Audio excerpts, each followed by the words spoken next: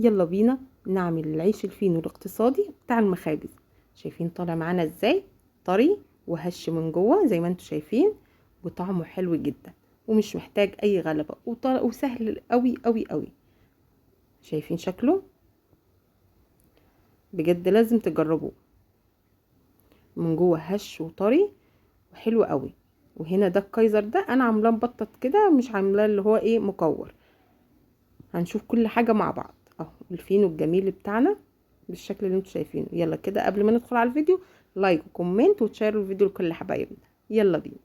اول حاجة معايا كيلو دقيق منخول، ضفت عليه معلقتين كبار من السكر ومعلقة صغيرة من الملح وكيس من الخميرة الفورية ومعلقة صغيرة من البيكنج باودر. تمام. هقلبهم مع بعض وهضيف عليهم كده معلقة لبن بودر، دي اختياري. تمام. وبالكوبايه العاديه المج هاخد 3 كوبايات من الميه، ميه دافيه عاديه جدا. تمام. وهفضل كده اعجن زي ما انتوا شايفين كده، حبه حبه، يعني انزل بحبه ميه واعجن حبه حبه اهو بالشكل ده. كيلو الدقيق هياخد معانا 3 كوبايات ميه. تمام. وعلى حسب نوع الدقيق اللي انت بتستخدميه، يعني ممكن نوع دقيق ياخد معاكي اكتر، ممكن نوع دقيق ياخد معاكي اقل، يعني فبتنزلي بالميه بالتدريج. وبعد ما لميت العجينه زي ما انتوا شايفين كده وما بقاش فيها اي دقيق، نزلت كده ب3 معالق كده من الزيت. تمام. وفضلت اعجن في العجينه لغايه ما بقت معايا ناعمه بالشكل ده، بتاخد حوالي 10 دقايق عجن. تمام. وهدهنها بالزيت كده في الطبق وهغطيها واسيبها تخمر. تمام. خدت كده حوالي نص ساعه بالشكل اللي انتوا شايفينه ده. وهلمها كده وهقطع كور.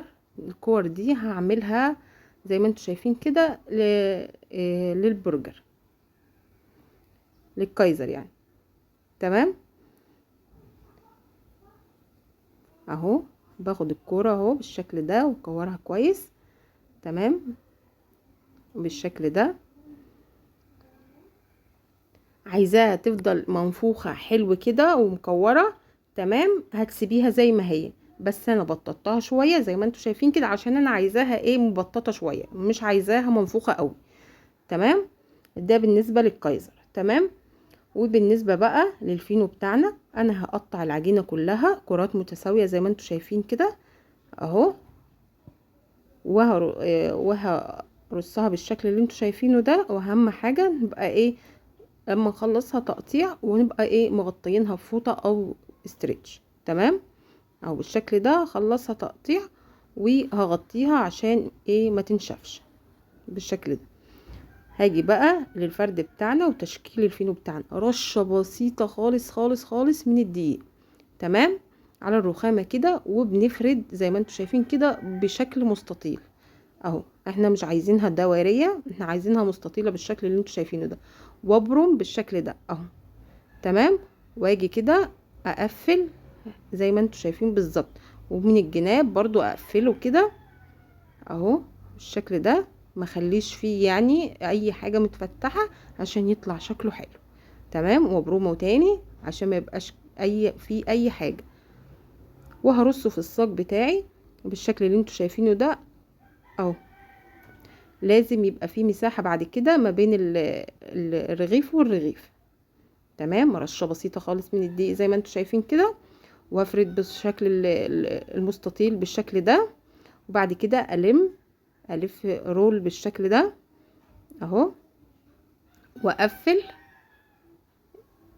من تحت والجناب بالشكل ده. واكمل برم بالطريقة دي عشان ما يتفتحش مني اول ما يخمر اهو. وارصه واخلي بقى الحتة اللي احنا مقفلينها من تحت اهو. تاني رشة بسيطة خالص خالص من الدقيق اهو. وافرد بطريقة بشكل كده مستطيل اهو. الموضوع سهل جدا صدقوني. تمام. اهو. مش بياخد معاكي وقت خالص، ولا محتاج غلبة ولا محتاج كل الكلام ده كله، وممكن تعملي كمية تكفيكي الاسبوع كله.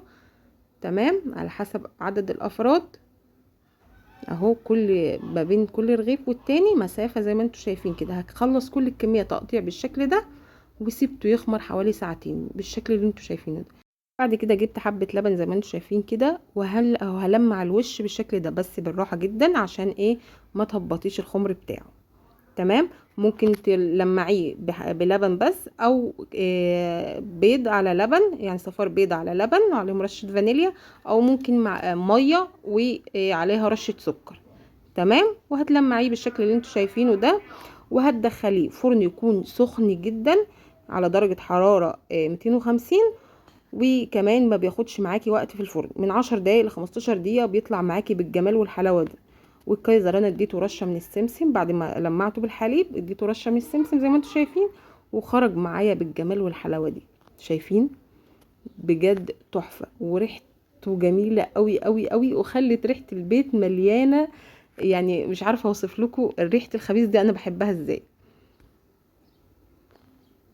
بحب بجد ريحة المخبوزات قوي قوي قوي، بتخلي كده تحسي ان البيت مليان خير.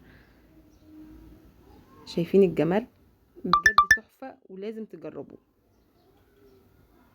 وهو كله اصلا مكوناته بسيطة جدا، يعني شوية دقيق على شوية مية معلقتين زيت، يعني كلام يعني بسيط خالص. شايفين من جوه هش ازاي؟ وده الكايزر اللي انا عاملاه. انا مرضتش اعمله، مش عايزاه منفوخ. تمام. انا عاملاه مبطط زي ما انتوا شفتوا كده، انا بططته قبل ما ادخله الفرن عشان انا عايزاه كده. تمام. لو انت عايزاه اللي هو منفوخ كده، انا هعمل لكم ليه فيديو اللي هو الكايزر المنفوخ، هعمله لكم. تمام. مش بتبططيه، بتدخليه الفرن وهو ايه زي ما هو. تمام. يلا جربوا الوصفة، وما تنسونيش كده بدعوة حلوة ولايك وكومنت حلو تشجعوني فيه. باي باي.